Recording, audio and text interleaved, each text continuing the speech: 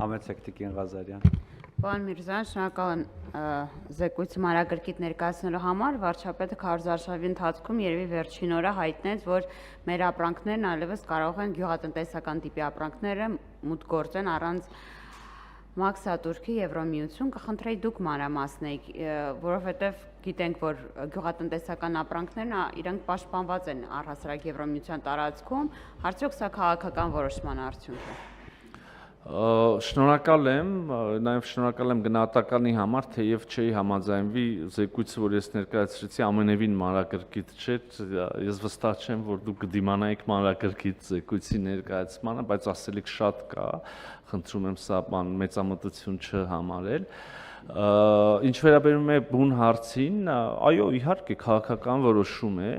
եւ մենք տեսնում ենք Եվրոպական միության մեր գործընկերների կողմից ամենաբարձր մակարդակով եւ նաեւ անդամ պետությունների կողմից մեծ պատրաստակամություն աջակցել Հայաստանի Հանրապետության ուրեմն տնտեսական, քաղաքական դիմակայուն, ժողովրդավարական դիմակայունությանը եւ նաեւ աջակցել Հայաստանի Հանրապետությանը ապահովել տնտեսական այդ բազմազանությունը, դիվերսիֆիկացիան, որի մասին շարունակաբար խոսում ենք, մենք ունեցանք քաղաքական պայմանավորվածություն, մենք ունեցանք քաղաքական հավաստումներ, չեմ ուզում մանրամասնել օրեր առաջ եւ այս օրերին ա տեղի ունենում ամեն ինչը ինքներդ վստահ եմ հիշում եք, մենք ունեցանք որոշ տեսակի գյուղատնտեսական ապրանքների արդեն առաքումներ եւ սպառում եվրոպական շուկայում, օրինակ ծաղիկները լավագույն օրինակն են Լատվիայում, այլուր եւս Նիդերլանդները, որը հասկանում եք ծաղիկների առումով բավական լուրջ ավանդույթ ունեցող պետություն է, հա Նիդերլանդները 3 հայտարարեցին, այո, որ պատրաստ են բացել իրենց շուկան Հայաստանում աճեցված ծաղիկների համար, սա այսպես թվարկում ենք բաներ զեկույցի ընթացքում, ասում ենք բաներ, որոնք թվում է թե այդպես շարք են լավ լուրերի կամ բայց ոչ շատ կարևոր, իրականում ասենք շատ էական մեծ քայլ է արված, օրինակ նույն Եվրոպական միության, նույն Նիդերլանդների թագավորության կողմից Հայաստանի նկատմամբ, հատկապես օրինակ Նիդերլանդները ծաղիկի առումով, եւ այս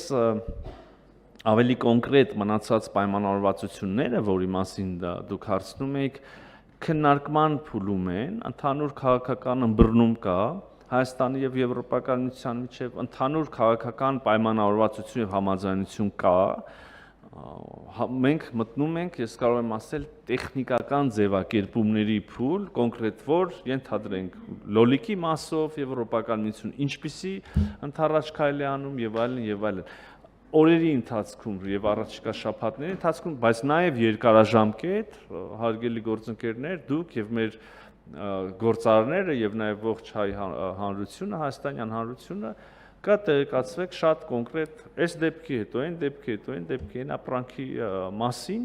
բայց քաղաքական համաձայնությունը եւ ճանապարհը կա։ Համեցեք։ Պարոն Միրզոյան, լոգիստիկ առումով ինչպես են մեր ապրանքներն հասնում ձեր կողմից նշված երկրներ, որտեղ սա էլ է կարևոր։ Տարիներ շարունակ մեր միակ ճանապարհը դեպի Եվրոմիություն եղել է Վրաստանի միջոցով եւ նկատելի է Թուրքիայի կողմից այս առումով լոգիստիկ ենթակառուցվածքների ապաշրջափակումը որպես մեր եվրոինտեգրման օրակարգի մերձեցում եւ երկրորդը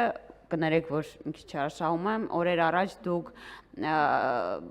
օրեր առաջ տնտեսվարողները